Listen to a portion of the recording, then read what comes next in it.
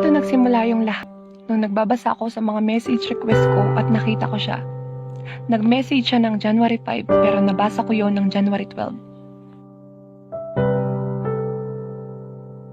Yung unang topic namin ay sa Mobile Legend. Agad naman kami nagkasundo kasi nga pareho namin gusto yung ML.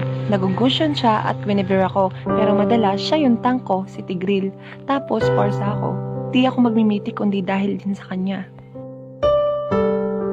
Tapos kapag nga may nantatrash talk sa kanya, makikipag-away ako eh.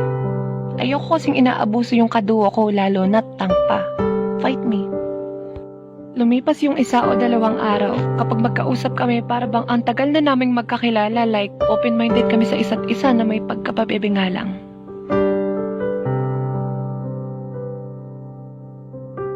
Aminado naman akong tamad akong mag-reply pero iba nung nakilala ko siya.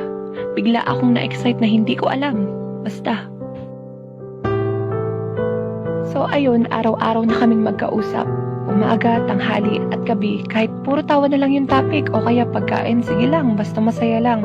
Mahilig din siya sa movie, funny videos, memes, same lang kami, pero takot yun sa horror.